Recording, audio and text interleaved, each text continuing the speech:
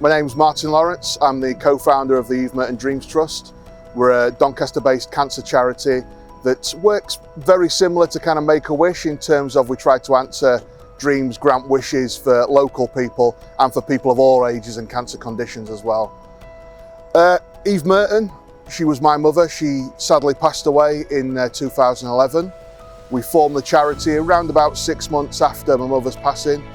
And because what Eve was, is what my mum was, is she was one of these local community people. She was one that was always doing things for neighbours.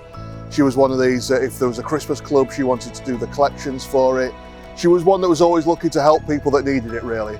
So when she passed away, we felt a need from our own experiences just to try and do something that helped other people, to help other families that were going through the same kind of things that we went through, and to try and put right some of the things we thought necessarily didn't go our way during that period of time.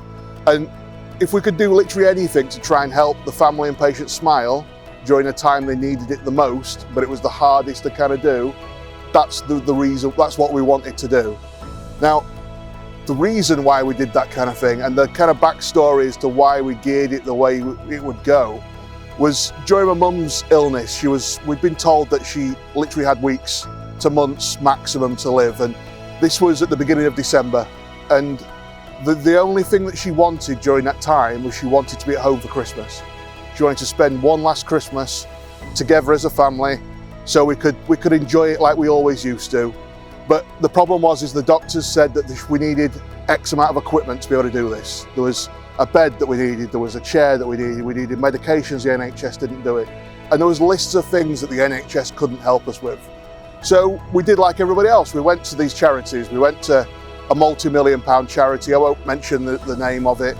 We went to this charity and we said, look, this is the situation. Can you help us? Can you help us with some funding?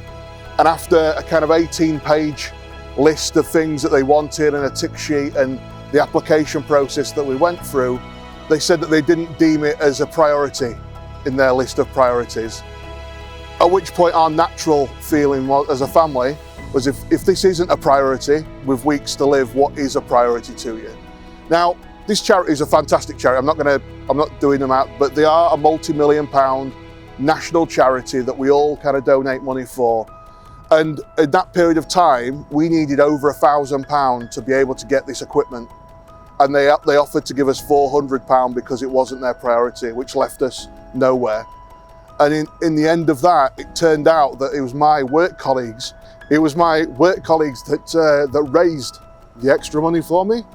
So in the end, it wasn't the national charity, it wasn't the multi-million-pound charity that helped us.